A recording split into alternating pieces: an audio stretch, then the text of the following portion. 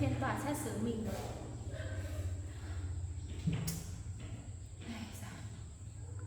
Nhưng hôm nay xét xử như thế nào đây? Nó thế nhỉ? Nào, mời Dương ra ngoài. Mời chị đi ra chúng tôi nào.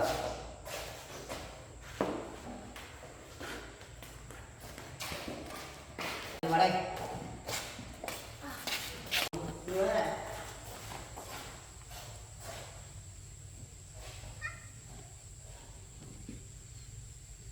Đã đến giờ làm việc. Hội đồng xét xử chuẩn bị giờ đến giờ vào làm việc nhé. Xin mời tất cả mọi người trật tự để chuẩn bị vào làm việc. Hôm nay Tòa án Nhân dân tỉnh xét xử sơ thẩm vụ án hình sự đối với bị cáo Bàn Thị Hương, bị Viện Kiểm sát Nhân dân tỉnh truy tố về các tội trộm cắp tài sản, hành hung chống đối với người thi hành công vụ, yêu cầu bị cáo đứng dậy để nghe tòa đưa ra vụ án xét xử. Yêu cầu bị cáo đứng dậy.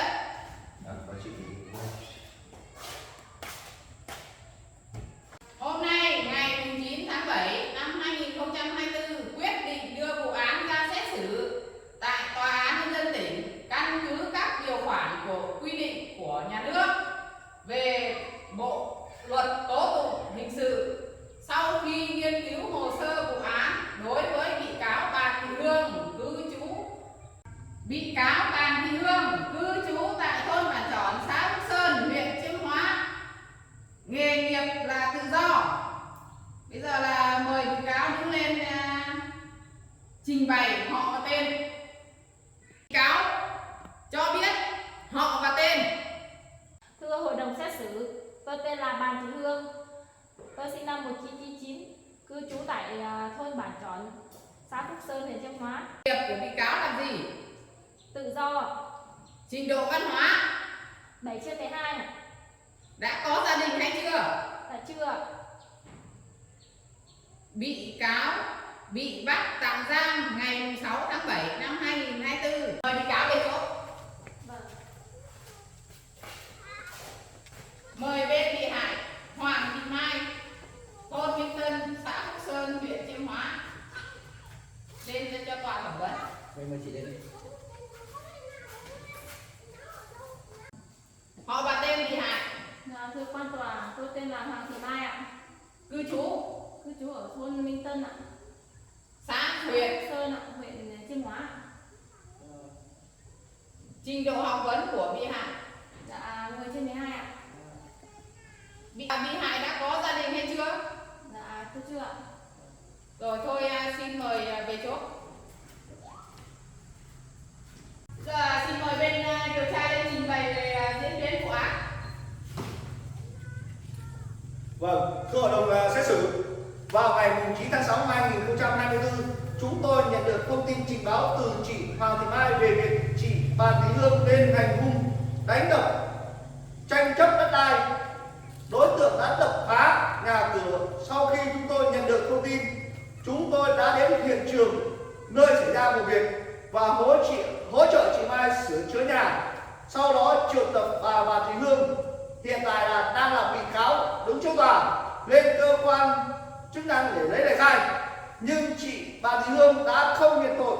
Chúng tôi không có chứng cứ nên đã thả chị Bàn Thị Hương về. Sau đó vào mùng 10 tháng 6 năm 2024, chúng tôi có nhận được tin trình báo của chị Hoàng Thị Mai lên cơ quan chức năng là bà Bàn Thị Hương vẫn lên quấy nhiễu và hành hung chị Mai và có trúng bẫy của chị Mai. Sau đó chúng tôi đã đưa cả hai người xuống cơ quan để làm việc. Sau khi chị Bàn Thị Hương trúng bẫy của chị Mai, chúng tôi đã đưa cả hai người xuống cơ quan chức năng để làm việc nhưng không đủ chứng cứ để buộc tội chị Hương. Sau quá trình một thời gian theo dõi, chị Hương vẫn tiếp tục lên hành hung và đập phá nhà của chị Mai. Chúng tôi đã triển khai vây bắt. Tôi vẫn để chị Bàn Thị Hương trốn khỏi hiện trường. Khi trốn khỏi hiện trường thì chị Hương đã trốn rất là nhiều lần. Bây giờ xử lý vụ việc liên quan đến chị Mai, xin mời hội đồng xét xử tiếp tục và làm việc ạ. Cáo Bàn Thị Hương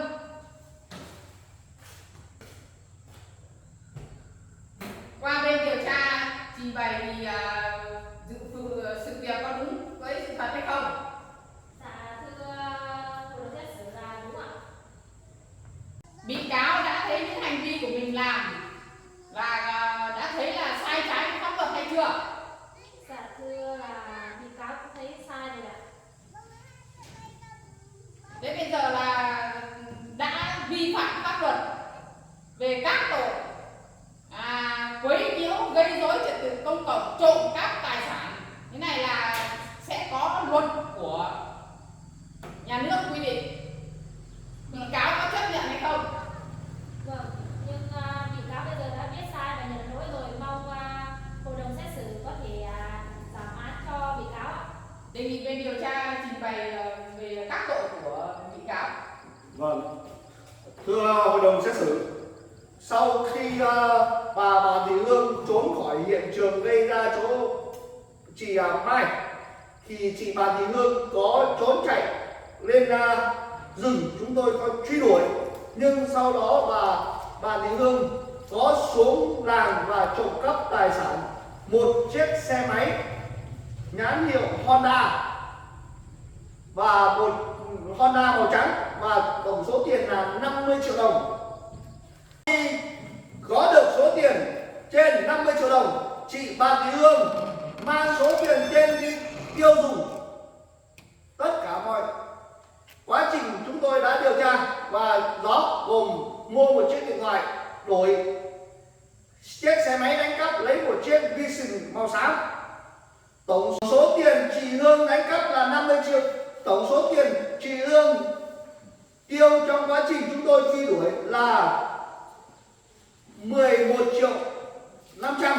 Tổng số tiền còn lại là 38 triệu 500 trong lời khai của chị Hương nói là bị rơi và mất.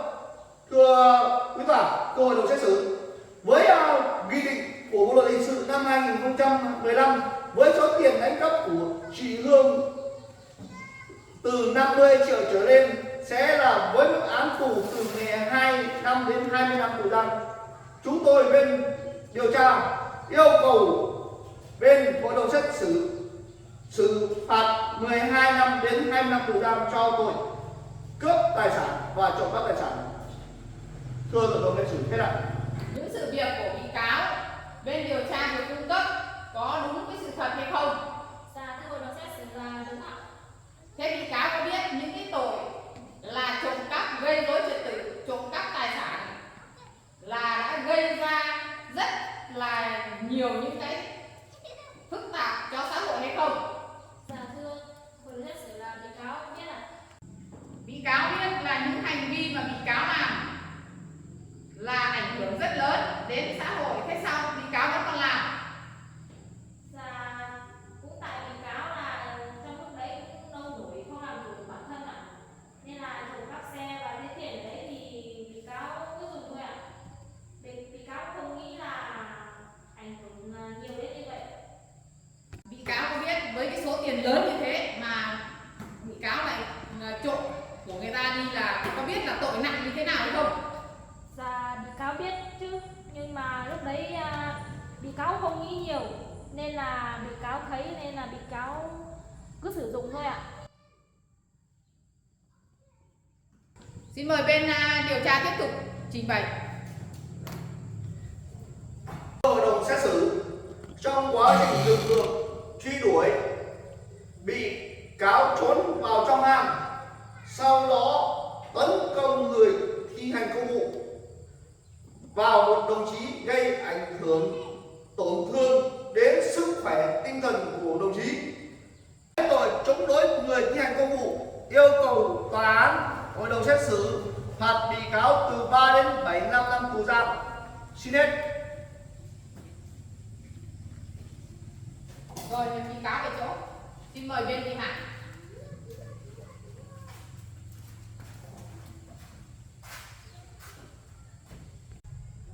Xin mời bên bị hại trình bày xem là bị cáo là hành hung bên bị hại như thế nào. Dạ thưa hội đồng xét xử, sau khi trở về thì tôi có nhận lại đất đai ở chỗ đồng chí Thu. Sau đấy thì chị Hương có lên tìm chị gái tôi, nhưng mà quấy nhiễu tôi. Sau nhiều lần bị cáo có lên quấy nhiễu và đánh phá tôi thì bị cáo có thuê người lên hành hung tôi, quấy phá tôi, và sau đó thì tôi có chống trả lại, và về sau bị cáo còn thuê người lên về đánh đập tôi lần nữa. Cụ thể là thuê một người lên và đánh đập tôi rồi phá hết nhà cửa đồ đạc tôi. Thì lúc đấy thì các anh công an thì cũng lên rồi bắt gặp, xong có truy đuổi.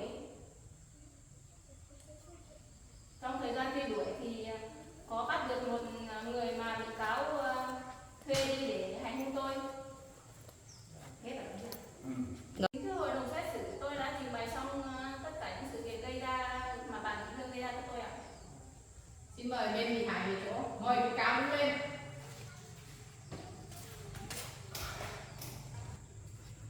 Bên bị cáo là thấy là bên bị hại trình bày là có đúng với sự thật hay không?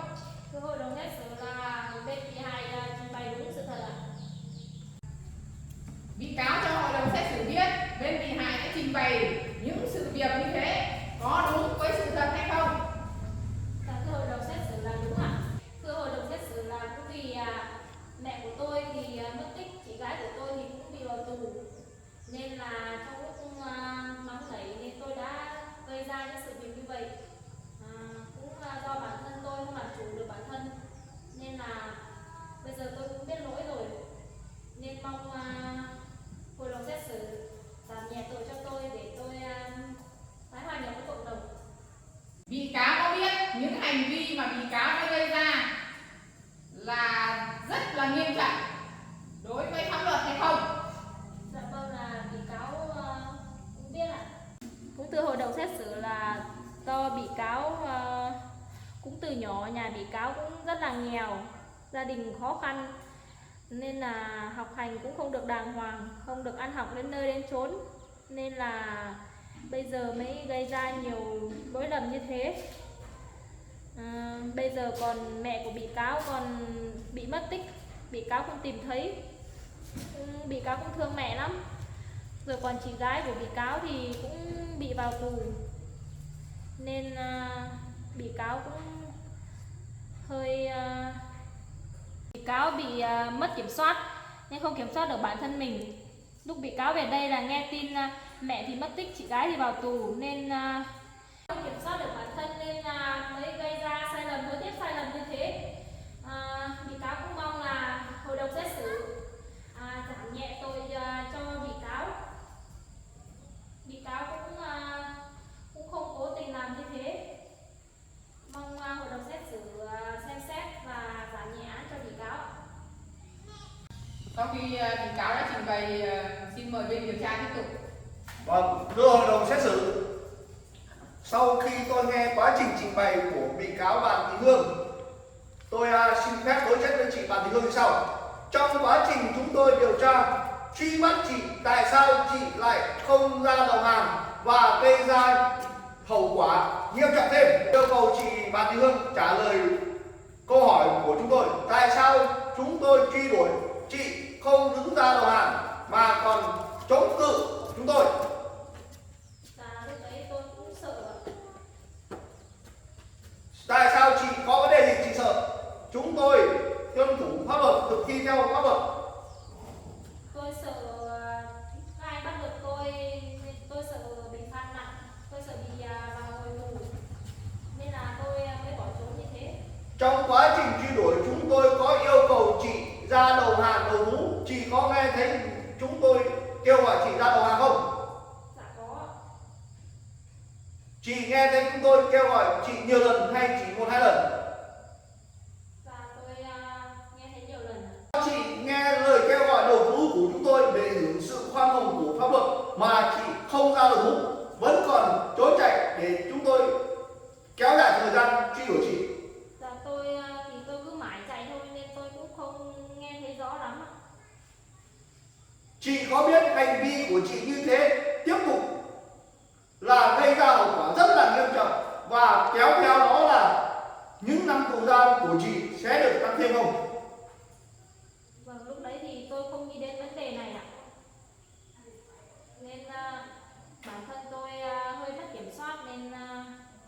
ra những lỗi lầm như thế ạ? Chị thấy những cái lỗi lầm, những sự việc xảy ra của chị như trên là gây ảnh hưởng xấu đến xã hội không? Dạ tôi biết ạ. Chị biết sự việc trên chị gây ra gây ảnh hưởng xấu đến xã hội mà chị vẫn làm. Chị có hối hận về việc đó không? Dạ tôi hối hận rồi ạ. Tại sao trong lúc chúng tôi lấy lời khai chị không khai sự thật vẫn gây khó dễ cho chúng tôi cho quá trình điều tra lấy lời khai? Tại lúc đấy tôi chưa nghĩ là tôi đã gây ra hậu quả nghiêm trọng như thế ạ. Tôi không nghĩ là tôi phạm pháp nặng như thế. Nên lúc đấy tôi không khai. Bây giờ chị đã biết cái hậu quả của chị gây ra rất là nghiêm trọng, ảnh hưởng xấu đến xã hội chưa? Vâng, bây giờ tôi đã biết rồi ạ. Thưa hội đồng xét xử, sau khi quá trình chất vấn với bị cáo Đoàn Thị Hương qua quá trình phạm tội gây ra, chúng tôi yêu cầu hội đồng xét xử tuyên án phạt về mức từ 15 năm đến 18 năm tù giam với tội thứ nhất hành hung người khác, thứ hai chống đối thi hành công vụ, người thi hành công vụ, thứ ba tội trộm cắp tài sản tiêu.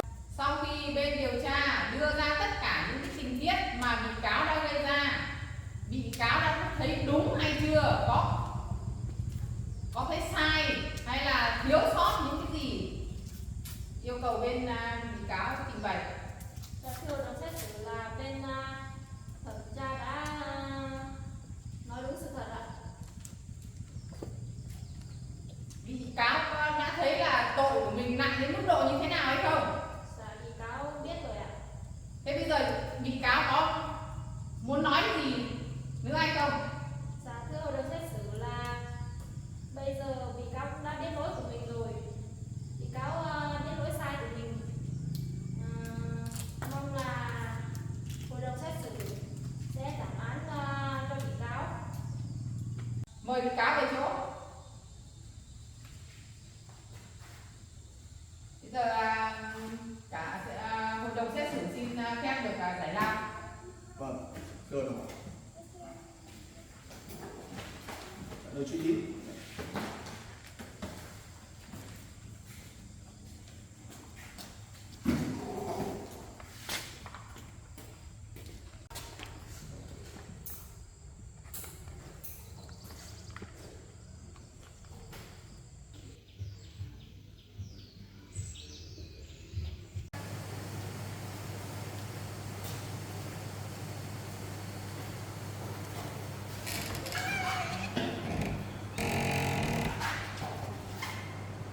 Xin mời hội đồng xét xử vào làm việc sau giờ giải lao.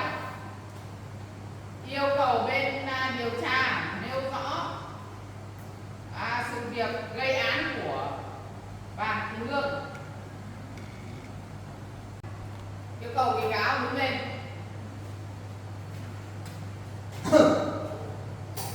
Kính thưa hội đồng xét xử, vào ngày 6 tháng 6 năm 2024, chúng tôi nhận được đơn trình báo của chị Hoàng Thị Mai về bị cáo Đoàn Thị Hương lên hành hung xảy ra tranh chấp đất đai. Sau khi xảy ra tranh chấp đất đai thì dẫn đến việc bị cáo Đoàn Thị Hương hành hung chỗ chị Hoàng Thị Mai.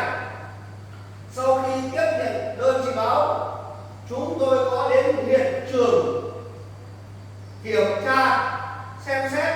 Trong quá trình xảy ra xô xát, có thấy hiện trường có xảy ra xô xát. Từ hiện trường về, chúng tôi có triệu tập bị cáo Đoàn Thị Hương lên lấy lời khai, nhưng không đủ chứng cứ.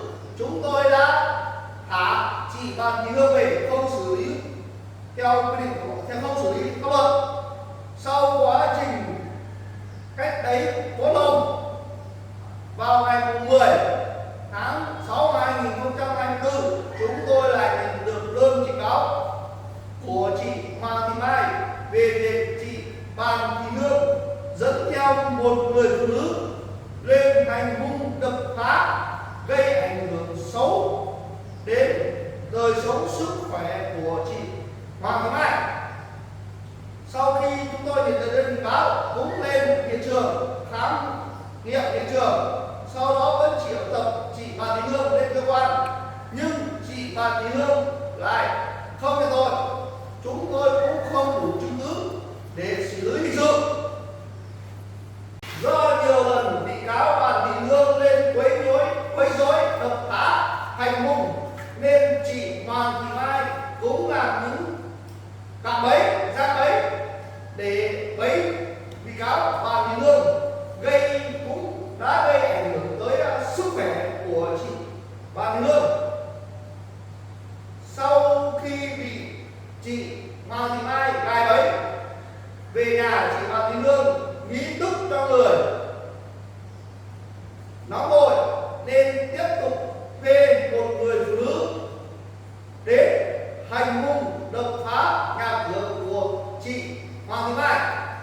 Sau quá trình chúng tôi theo dõi, vào ngày 12 tháng 6 2024, chúng tôi đã phát hiện chị Bàn Thị Hương cùng một đồng phạm lên tấn công, đập cửa, phá, hành hung chị Hoàng Thị Mai. Chúng tôi đã triển khai lực lượng vây bắt được một đối tượng tên là Bùi Thị Ngô. Sau khi chúng tôi áp giải đối tượng về lấy lời khai, thì bà Bùi Thị Ngô khai nhận rằng được bà Bàn Thị Hương thuê lên hành hung. Sau khi chúng tôi xác nhận và có phạt hành chính với tội lên quấy nhiễu, hành hung người khác chỗ Bùi Thị Ngô, thưa quý tòa là chúng tôi cũng triệu tập chỗ bà Bùi Thị Ngô, nhưng hiện tại bà Bùi Thị Ngô đã không ở nơi cư trú, nên hiện tại là không triệu tập được, thưa quý tòa. Sau đó chúng tôi có truy đuổi chỗ bà Bàn Thị Hương. Bà Bàn Thị Hương sau khi trốn chạy từ nhà của chị Hoàng Thị Mai về thì đã di chuyển sang nơi khác. Thưa quý tòa, trong quá trình trốn chạy, bà Bàn Thị Hương gây ra các vụ án như sau. Thứ nhất, cướp tài sản, trộm cắp tài sản, tiêu tài sản của người khác. Trộm cắp tài sản gồm một chiếc xe máy Honda màu trắng, tiêu số tiền tài sản là 50 triệu đồng. Với số tiền 50 triệu đồng thì thưa quý tòa, thì bà Bàn Thị Hương đã tiêu vào mục đích cá nhân với tổng số tiền là 11 triệu 500. Tổng số tiền còn lại là 38 triệu 500 thì bà Bàn Thị Hương báo là mất do quá trình chạy trốn là không tìm thấy. Còn về vấn đề chiếc xe máy thì bà Bàn Thị Hương đã dùng số tiền xe máy, chiếc xe máy đổi cát lại với một xe Honda Vision màu xám với số tiền là 6 triệu 500 nghìn đồng. Tức là về tàng trữ vật chứng chúng tôi đã thu giữ được đủ tàng trữ vật chứng, nhưng về cái số tiền 38 triệu 500 nghìn đồng chúng tôi chưa thu giữ được. Trong quá trình điều tra, chị bị cáo Bàn Thị Hương cũng chấp nhận đền bù lại số tiền là 50 triệu đồng cho bị hại và chiếc xe máy, cộng với những cái tàng trữ vật chứng chúng tôi thu được. Trong quá trình chạy trốn, chị bị cáo Bàn Thị Hương còn gây ra vụ tiếp theo là tấn công người thi hành công vụ, đó là Bùi Thị Tín.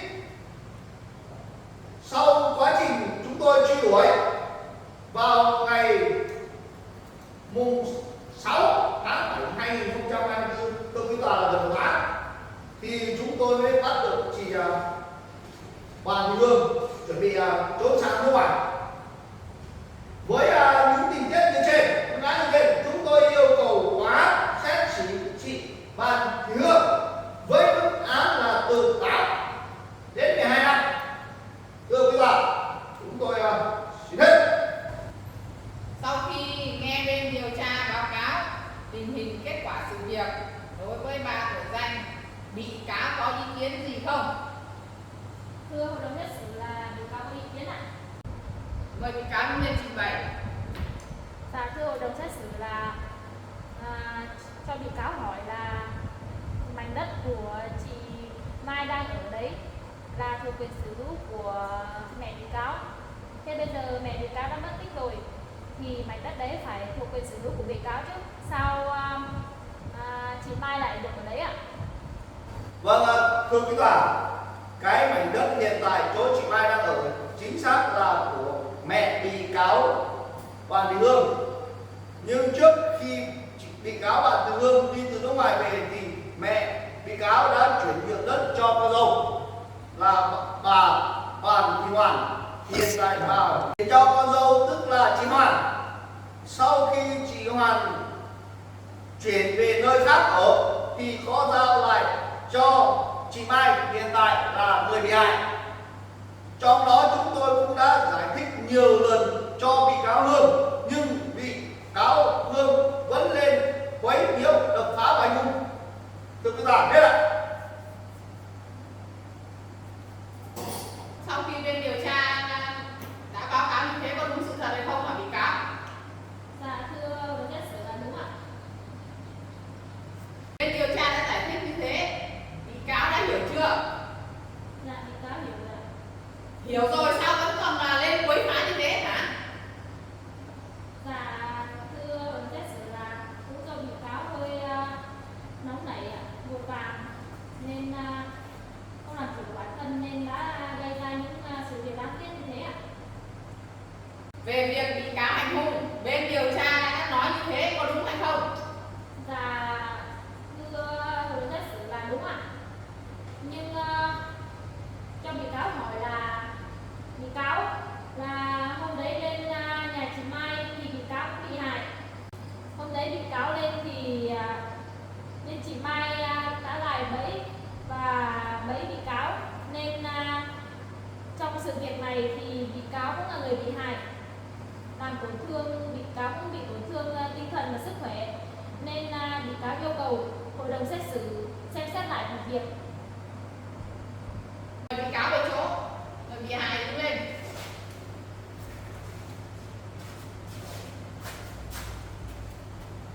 Những lời bị cáo vừa nói có đúng với sự thật không? Xin mời bên bị hại trình bày. Kính thưa hội đồng xét xử, những lời bị cáo nói hoàn toàn là đúng sự thật ạ. Nhưng mà đấy là chỉ những hành động của bị hại là để tự vệ cho bản thân thôi ạ. Trong quá trình hành hung thì bị hại có tấn công lại bị cáo hay không? Dạ kính thưa hội đồng xét xử là trong lúc mà bị cáo có tấn công bị hại thì bị hại cũng có chống trả lại ạ, có tấn công lại bị cáo ạ. Nhưng mà những hành động đấy chỉ là để tự vệ, để phòng vệ, bảo vệ bản thân mình thôi ạ. Bị hại về chỗ.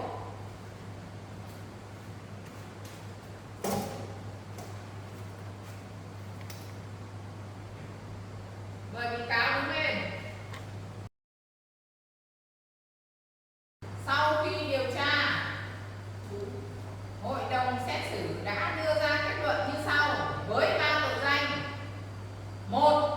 Quấy rối hành hung gây mất trật tự là 3 năm tù, trộm cắp tài sản lên đến mức 50 triệu đồng là phạt 5 năm tù, chống đối người thi hành công vụ là 3 năm tù. Tổng cho 3 hành vi trên là vào 11 năm tù đối với bị cáo Bàn Thị Hương. Bị cáo có điều gì muốn nói không? Dạ, thưa hội đồng xét xử, mong hội đồng xét xử xem xét lại, chứ tội danh của bị cáo phạm như thế cũng không đến nỗi phải ngồi đến 11 năm tù. Mong hội đồng xét xử xem xét lại. Bị cáo thì mẹ thì bị mất tích, chị thì gái thì vào tù, bây giờ còn mỗi một mình bị cáo. Cũng do bản thân bị cáo cũng hơi nóng nảy, không kiểm soát được bản thân nên mới gây ra những lỗi lầm như thế. Nhưng bây giờ bị cáo đã nhận ra lỗi sai của mình. Bị cáo hứa sẽ đền bù lại số tiền mà bị cáo đã sử dụng của người khác. Nên mong hội đồng xét xử giảm án cho bị cáo. Mong chị xin thứ lỗi cho tôi. Cũng cho